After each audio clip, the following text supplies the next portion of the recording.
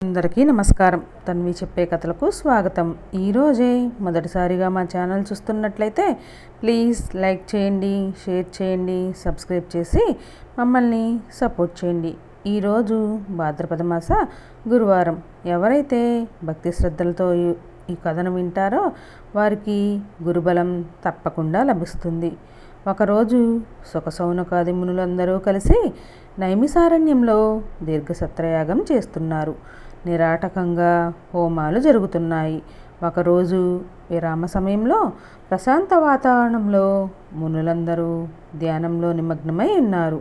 అందరూ పద్మాసనములు వేసుకొని రెండు చేతులు ఒడిలో సంధించి అరమోడ్పు కన్నులతో అంతర్దృష్టిని భ్రూమధ్యస్థానంలో బంధించి శ్వాస ప్రక్రియలను క్రమమార్గంలో ఉంచి తేజస్వరూపుడైన నారాయణ్ణి నిష్ఠతో ఏకాగ్రమైన మనస్సుతో ధ్యానిస్తున్నారు.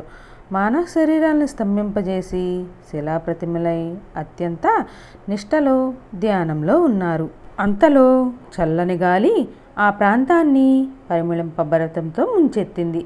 కోటి సూర్యుల కాంతితో ఒక దివ్యజ్యోతి వారి నడుమ సాక్షాత్కరించింది. అదొక అద్భుత కాంతి. కేవలమైన తేజస్సు, ఆకారం లేని తేజస్సు, కోటి సూర్యుల కాంతితో కోటి చంద్రుల చల్లదనం కలిగలిపిన మహామహస్సు. ధ్యానంలో ఉన్న మునులందరూ దివ్యమైన అనుభూతితో కళ్ళు తెరిచారు. ఎదురుగా కన్నులు మిరుగుట్లు గొలిపే కాంతిపుంజం. ఆ తేజస్సు దశ దిశలా వ్యాపించింది. మంగళవాయిద్యాలు మనోహరంగా వినిపిస్తున్నాయి. సౌనకాది మునులందరూ ఆ కాంతిపుంజాన్ని చూడలేక కన్నులు మూసుకున్నారు. చేతులు జోడించి ఆర్తితో మహానుభావ తేజస్వరూప, నీవు అనుగ్రహించి మా ఎదుట నిలిచిన నిన్ను ధరించలేని అశక్తులము. అద్భుతమైన ఆ తేజస్సును మా కన్నులు తట్టుకోలేకపోతున్నాయి. మనసులు మాత్రం పరమానందంలో మునిగి ఉన్నాయి. ఈ అనుభూతిని మేమెన్నడూ అనుభవించినది. దయామయ, నీ రూపాన్ని దర్శించగల శక్తి మాకు ప్రసాదించు అంటూ మునులందరూ సాష్టాంగ ప్రణామములు ఆచరించారు. అప్పుడు ఆ తేజస్సు నుండి ఇలా వినిపించింది: మహామునులారా, కన్నులు తెరవండి. మునులందరూ కన్నులు తెరిచారు. అదో తేజో స్వరూపం. ఎరుపు, నలుపు, తెలుపు కలయికగా కాంతి. ఆ కాంతిలోనే శ్రీమన్నారాయణుడు దర్శనమిచ్చాడు. అత్రి, భృగు, మరీచి మొదలగు మహర్షులందరూ పరివేష్టించి ఉన్నారు. చతుర్వేదాలని పఠిస్తున్నారు. ఆ నీల నీరదశ్యాముడు చిరునవ్వులు చిందిస్తున్నాడు. వక్షస్థలంలోని కౌస్తుభమణితో వాసుదేవుని ముఖం మరింత కాంతవంతం అయింది. 4 భుజాలతో శంఖం, చక్రం, గద, పద్మం 4 చేతుల్లో విరాజిల్లుతున్నాయి. కటికి పట్టు పీతాంబరం వేలాడుతూ ఉంది. దాని అంచులకున్న బంగారు కాంతులు దగదగలాడుతూ స్వామి పాదాలకు ఒక వింత శోభిని కలిగిస్తున్నాయి. శిరస్సున వజ్ర కిరీటం, చెవులకు మకర కుండలాలు, భుజాలకు మణిమయమాలలు, చేతివ్రేళ్లకు రత్నాలతో పొదిగిన ఉంగరాలు, మెడలో వనమాల, బంగారు యజ్ఞోపవీతం. వక్షస్థలంలో ఒకవైపు లక్ష్మి, మరొక వైపు శ్రీవత్స లాంఛనం. బంగారు కొండ మీద కూర్చున్నట్లుగా గరుత్మంతుని మీద టీవీగా కూర్చొని దర్శనము గ్రహించాడు. సనక సనానందులు నారద తుంబులుగా స్తుతిగీతాలు ఆలపిస్తున్నారు. జయ విజయములు ఇరువైపులా సేవలు అందిస్తున్నారు. విశ్వక్షేణనాథులు జయ జయధ్వానాలు పలుకుతున్నారు.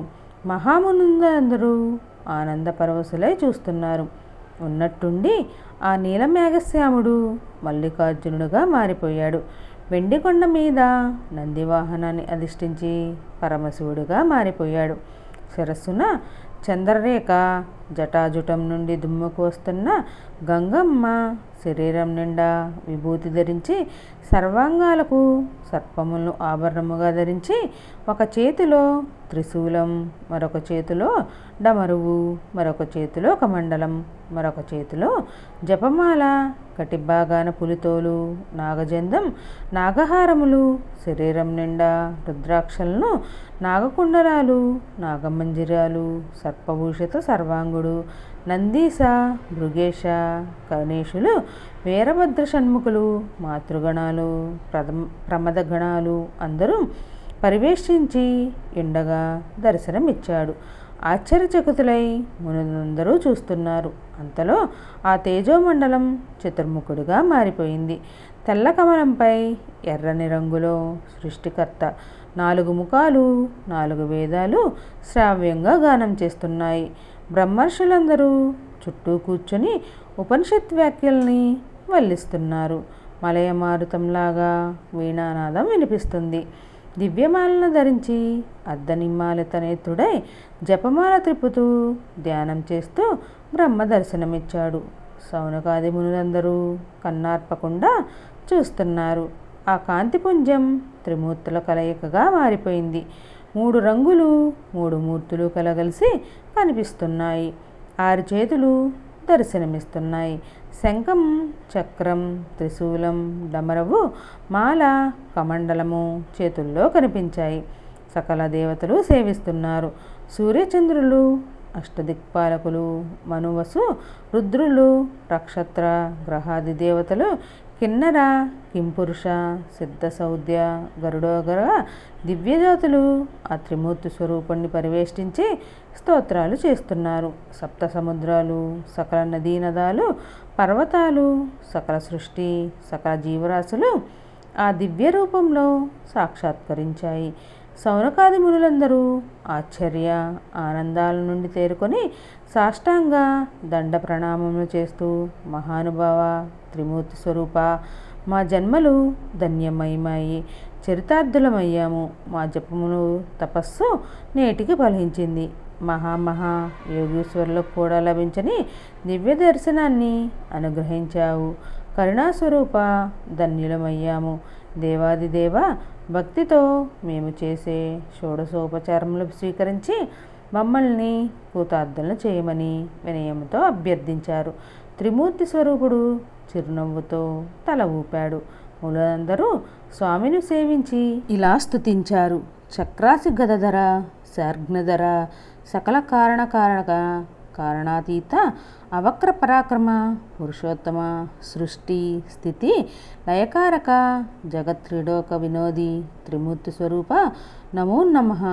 చితగ్ని స్వరూప, వేదాంతులు నిన్ను పరబ్రహ్మవని, సాంఖ్యవిధులు నిన్ను పురుషోత్తముడవని, యోగులు పరమాత్మవని, మీమాంసకులు ధర్మమని, విజ్ఞానులు శూన్యమని, చార్వకులు పంచభూతాత్మకమని అంటూ స్తుతిస్తున్నారు.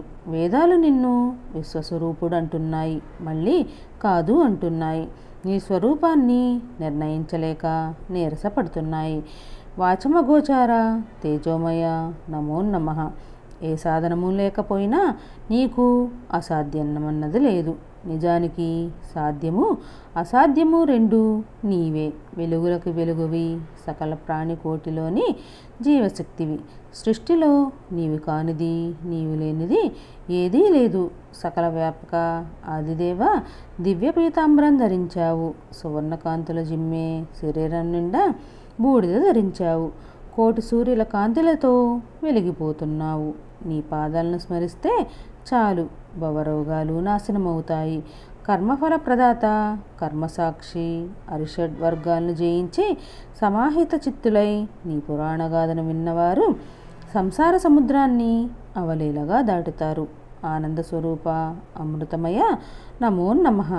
శ్రీమన్నారాయణ్ణి నాభికమలం నుండి ఉద్భవించి రజోగుణ ప్రధానుడివై కర్మఫలానుసారంగా నీవు సకల చరాచర సృష్టిని చేస్తున్న వేళ భవబంధయుక్తులైన బ్రహ్మర్షులు, యోగీశ్వరులు నిన్ను స్తుతిస్తుంటారు. సృష్టి విధాత నామస్మరణలో భక్తుల పాపాలను పటాపంచలు చేసి భవసాగరాన్ని అనాయాసంగా తరింపజేసే సద్వగుణ ప్రధాన స్థితికారణ శ్రీమన్నారాయణ ముముక్షువులందరూ నిన్నే ధ్యానిస్తుంటారు.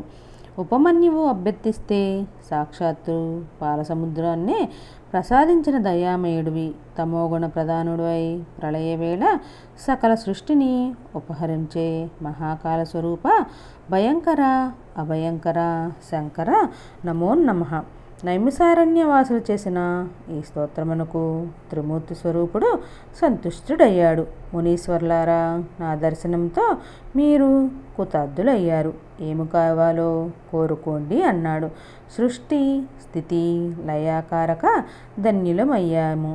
నీ విరాట్ రూపాన్ని దర్శింపచేశావు. ఇంతకన్నా మేము కోరవలసింది ఏముంది?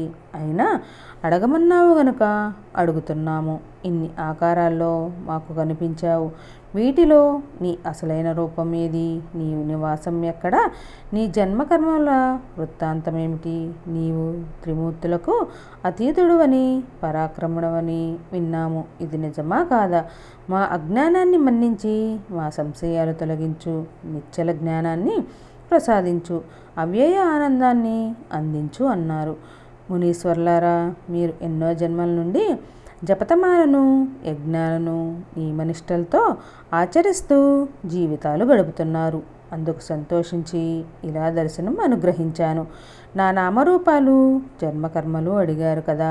యోగోపదేశం చేయడానికి, సాధన సాగించడానికి, తగిన పుణ్యఫలం అందించడానికి నేను అత్రిమునికి పుత్రుడుగా జన్మించి దత్తాత్రేయుడు అనే నామంతో సకల లోకాల్లో సంచరిస్తూ ఉంటాను. ఇది ఒక అవతారం. ఇంకా ఎన్నో జన్మలు, ఎన్నో రూపాలు, ఎన్నో నామాలు నాకు ఉన్నాయి. వాటిని చెప్పడం 1000 నోళ్ళు కలిగిన వానికైనా అసాధ్యం. కానీ వీనిలో కొన్నింటిని సూత మహర్షి చెప్పగలడు. అతడు వ్యాస మహర్షి ప్రత్యక్ష శిష్యుడు. గురు అనుగ్రహం వల్ల సకల పురాణాలు అతనికి కరతాళములకు ప్రవచనంలో కూడా నేర్పరి. అతన్ని అడిగి నా జన్మకర్మలు తెలుసుకోండి. ఈ యాగాన్ని పూర్తి చేసి పూర్వఫలాన్ని పొందండి. ముమ్మూర్తుల నాకు అభిమన్యుడైన గురువు సన్నిధిలో ప్రత్యక్ష పరోక్ష జ్ఞానాన్ని పొంది చివరికి పరమానంద స్వరూపులు కండి. వీరంతా ఏకకంఠంతో చేసిన స్తోత్రమును నన్ను ఆనందింపజేసింది. ఇది భక్తిముక్తిదాయకంగా, యోగి సిద్ధిదాయకంగా విరాజిల్లుతుంది. భక్తి శ్రద్ధలతో ఇది పఠించిన వారికి సకల అభిష్టాలు నెరవేరును అని చెప్పి ఆ కాంతిపుంజం అదృశ్యమైంది. సౌనకాని మునులందరూ దివ్యానుభవంలో ఆనంద పారవస్యంలో మునిగి తేలుతున్నారు. అంతలో నైమిసారణ్యంలోని బ్రహ్మచారులు అక్కడకు వచ్చారు. వారంతా సమిధులు ఫలాలు సేకరించుకోవడానికి అడవికి వెళ్ళి వాటిని తీసుకొని అక్కడ దర్శించిన అద్భుత దృశ్యములను మహర్షులకు చెప్పాలన్న ఆతృతతో ఆశ్రమంలోకి పరుగు పరుగున ప్రవేశించారు. ఆనంద సాగరంలో ఉన్న మునులకు నమస్కరించారు. గురువర్యులారా, రోజు చూసే అరణ్యం ఈరోజు వింతగా మారిపోయింది. ఎక్కడా క్రూరమృగాలు లేవు. పళ్ళు కాయలతో విరగగాసిన చెట్లు, రంగురంగుల పువ్వులతో లతలు, కలువల్ని, తామరల్ని గట్టు చేరుస్తున్న సరోవరాలు, హంసలు ఆనందంతో కళకళలాడుతున్నాయి. అడవిలో ఎటు చూసినా ఉరివిప్పిన మయూరములో నాట్యాలు. ఇదివరకటి అడవిలా లేదు, నందనవనంగా మారి ఉంది. ఈ వింత మీకు చెబుతామని, కారణమేమిటో మీరు చెబుతారని పరుగు పరుగున వచ్చామన్నారు. ఈ సందడిలో తేరుకున్న మునులు నలువైపులా దృష్టి సారించారు. శిష్యులు చెప్పింది నిజమే. నందనవనంలా మారింది నైమిసారణ్యం. ఇది అంతా స్వామి సాక్షాత్కార మహిమ అని గ్రహించారు. జరిగినదంతా శిష్యులకు వివరించారు. మా అదృష్టమంటూ పరవశించిపోయారు. వటువులకు ఒకవైపు ఆనందం, ఒకవైపు దుఃఖం పొంగి వచ్చాయి.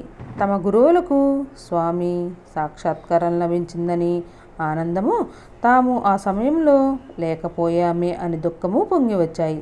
సరిగ్గా ఇదే సమయానికి మనం అడవికి వెళ్ళాలా? ఎంత దురదృష్టవంతులం! అయ్యయ్యో, మళ్ళీ ఎన్ని జన్మలకు ఈ అవకాశం లభిస్తుంది? ఇంతకాలంగా చేస్తున్న వేదాధ్యయనం, ఆశ్రమసేవ, జపతపములకు గురుసేవ పరిపక్వం కాలేదు కాబోలు అని దుఃఖించారు. అలా విలిపిస్తున్న శిష్యుల్ని మునులందరూ జాలిపడి ఓదార్చారు పరిపరి విధాలుగా. మీ గురు శుశ్రూష ఫలం వృధాగా పోదు. శిష్యులు కనుక మా పుణ్యంలో మీకు భాగం ఉంటుంది. తత్సాంగత్యం సత్ఫలితాలను ప్రసాదిస్తుంది. సమయం వచ్చినప్పుడు మీకు ఆ ఫలాలు దక్కుతాయి. పరాత్పరుడు కటాక్షిస్తాడు అని ఊరడించేసరికి శిష్యులంతా ఊరడిల్లారు. సాయాహ్న విధులను ముగించుకొని ఎవరి కుటీరంలోకి వారు వెళ్ళి విశ్రమించారు.